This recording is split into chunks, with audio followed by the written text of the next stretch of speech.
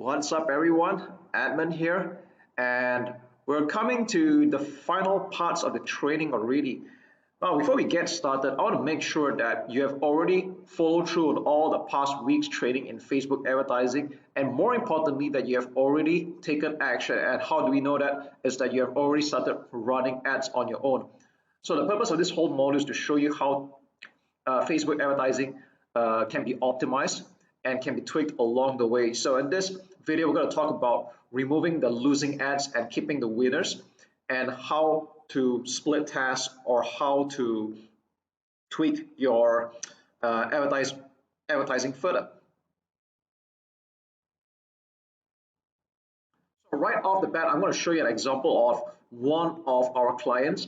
And this is a rather unique client because we had picked up an aesthetic clinic and we're running a lead generation campaign for them. So whether you're selling your own digital product or you're selling your own e-commerce product, or even run a lead generation campaign to a service, whether it's your own or other people's, that's okay. It's pretty much the same mindset and mentality.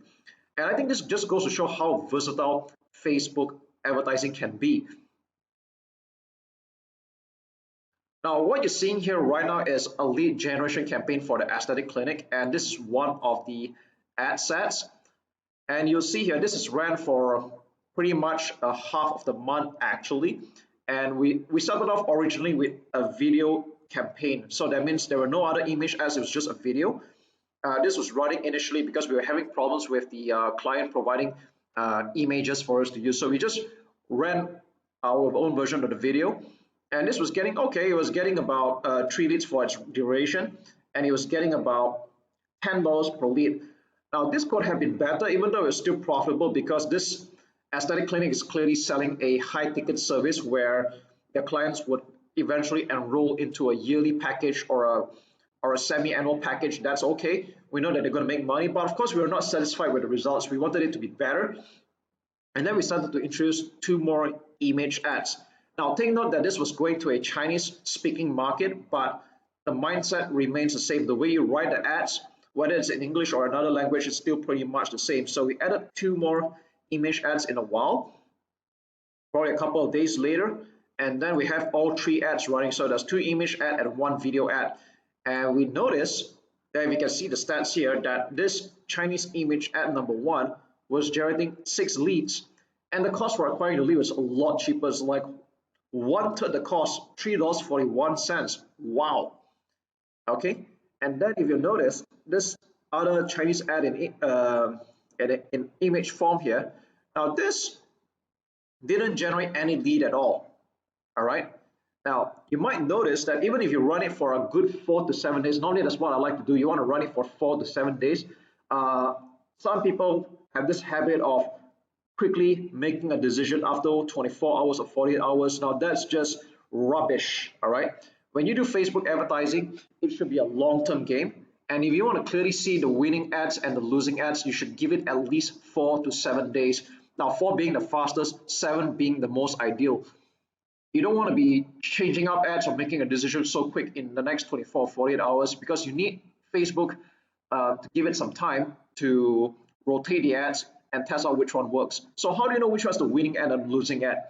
Now, there's no clear-cut way, but there's a few indications I look at strongly. Number 1, when this was running for almost a week, we noticed that even though there were only 3 ads to rotate, the most of the spending went into the first image and still in the Chinese video, but by virtue of the fact that this has been running much earlier, so that's why the ad spend was higher.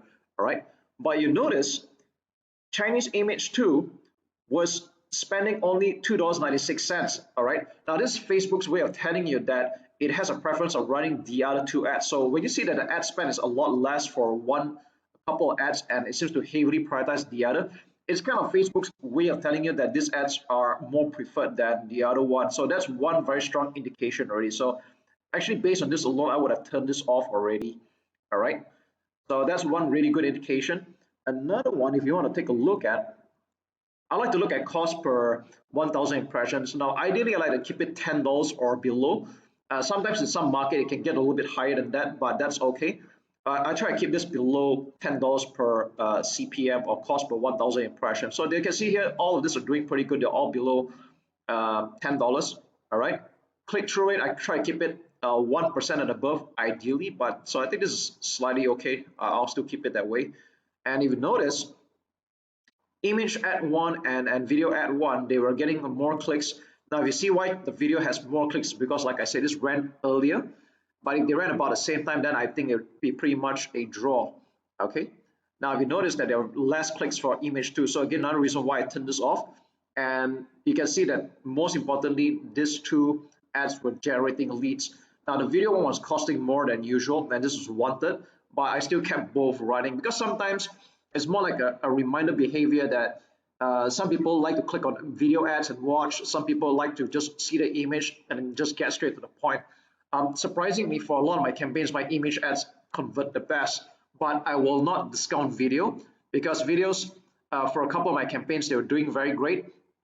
So ideally, you want to have both image and video. You don't just want to depend on one. All right. So this is one of the just some of the ways you can actually test out and see which was the losing ad, and then you turn it off. Okay, I don't recommend deleting it because I like you to have a record of what was going on. So don't delete this kind of ads, just turn it off. All right.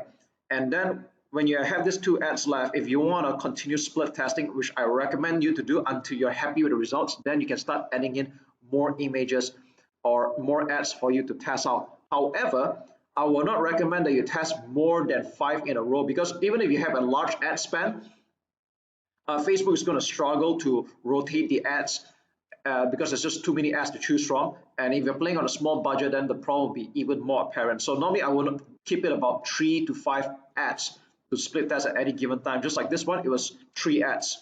Okay, so maybe I'll just show you another example.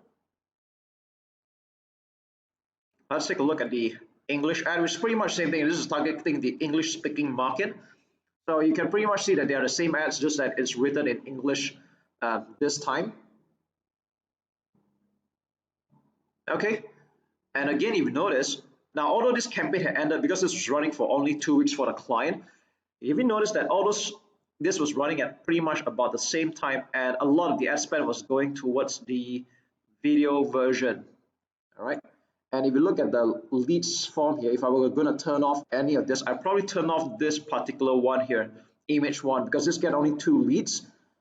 And those get a little bit more as well. But I like this image 2 over here in this case because this is generating 4 leads and at a cost of only what, $2.24. This is pretty good. All right. But of course, like I said, you want to look at a few factors before you decide which one you want to turn off. There's no hard and fast rule. Ultimately, you should keep the profitable ad and the one that's getting you results.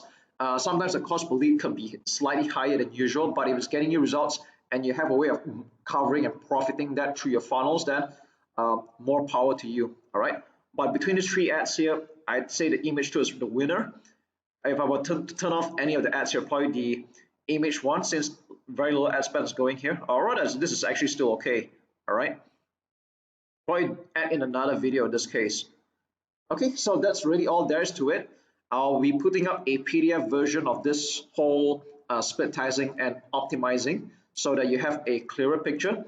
And all the best in your Facebook marketing success. In this video, I'm going to show you how you can set up a safety net for your ad spend with Facebook. Because sometimes as you manage multiple campaigns and possibly multiple ad accounts, it's easy to lose track on what you're spending on, and this has led to quite some cases where people spend more than they intended, or with an unchecked spending, they max out their credit cards. So this would be fantastic for you to set some kind of security in place.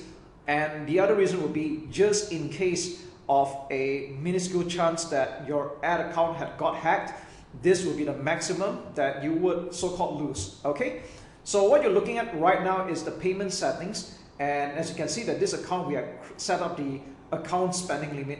But let's just rewind back a little bit on how we arrive at a page like this. So what you want to do is that when you log into your business account for Facebook, you want to go to the top left menu and head down to billing.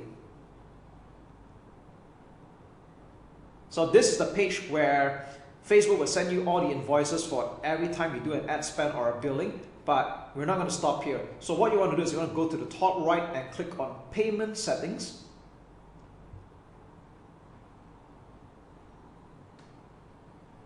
And we'll arrive at this familiar page. Now, by default, if your account is brand new, you're going to see that there's no account spending limit, and that's exactly what we're going to do. Okay, so what you want to do is you want to click on change, and we can put in any amount that you want. So this account's currency is in US dollars, and currently this is set to 300 USD, and I'll click on update limit. So what happens is that after an ad spend of 300 US dollars, the account will stop spending.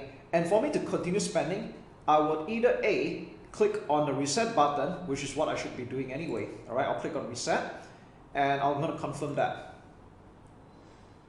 And this allows me to continue spending with the ad account again, or I can also click on change and increase it to a higher limit, let's say 500 US dollars. So this is totally up to you. There's no so-called magic number. But as a rule of thumb, you don't want to put such a low amount, such as like $10 or $20. Otherwise, you have to keep coming back here and reset the ad spend at $5 to $10 or $20 for that matter. So you want to set up something a little bit higher, like a few $100s for beginners. And if you're spending a lot by the day, then obviously you want to increase your ad account spending limit. So that's really all there is to it. And if you want to remove this limit for whatever the reason, you can click on remove. And we're back to the default.